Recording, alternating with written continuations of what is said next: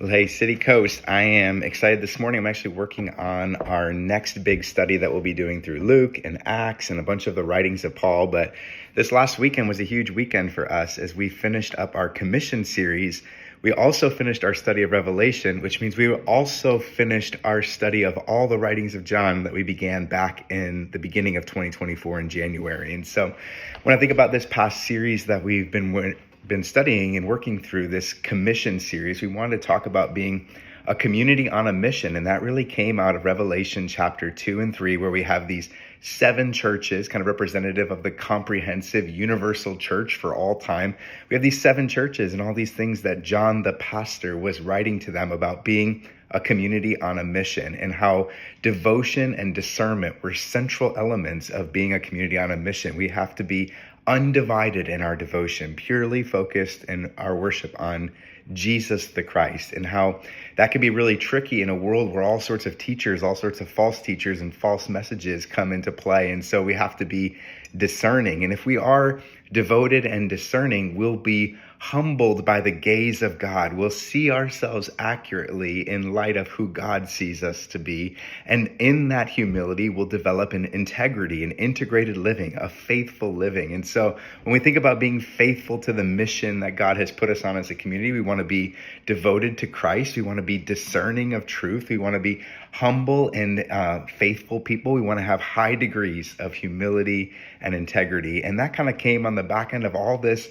Revelation study that we've been doing this fall as we think about the Christ our King series and the Kingdom Come series. This really was a series about being kingdom people, a kingdom community on a kingdom mission. And so we continue to pray that God's kingdom would come and his will would be done on earth as it is in heaven. We continue to exalt and look to Christ our King to lead us. And if we really kind of pull back with where we've been in this John study, we said at the beginning of the year, we wanted to seek first the kingdom of God and his righteousness. And John, when he first meets Jesus, the first question we come across Jesus asking in John's gospel, Jesus looks at John and says, "What are you seeking? What are you looking for?" And we used that first series and kind of drove us into the Gospel of John as we looked at all these different seekers in the first 4 chapters of John's Gospel. Then we talked about how those who were seeking Jesus, they found something in him. They found a king. They found a Messiah. There were all these I am statements, 7 of them in John's Gospel that we looked at in our Finders series before we moved into the Table Talk series and what it looked like to be at the table, to get to listen in on what Jesus said in his final night with his closest companions, these verbs that would be central to who they are as a community in his name and in his power when the Spirit comes, and how that mercy was going to drive them down and out. That was the next series we did when we looked at all how mercy moves us to the margins, and that inspired a lot of our good and beautiful initiative through the spring and into the summer. And then we got to the summertime and we were in John's epistles, 1st, 2nd, and 3rd John.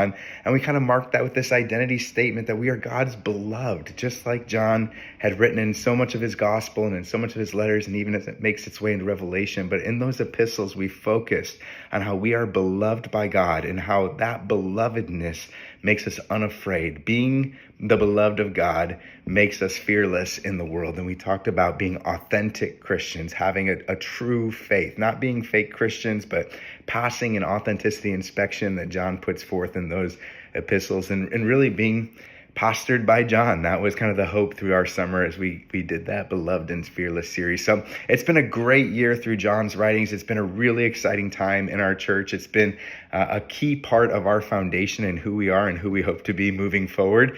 But here we go into December now. We're turning kind of the corner and getting into Luke's gospel. We're going to hear the Christmas story from Luke's voice, and then we're going to move into Luke and Acts. And as we get into Acts and meet the Apostle Paul, we'll migrate through a lot of Paul's writings here in 2025. And so looking forward to continuing this deepening of our faith through our weekly act of worship and teaching that we have. And I hope that you're able to join us, and I hope that you're growing alongside of us.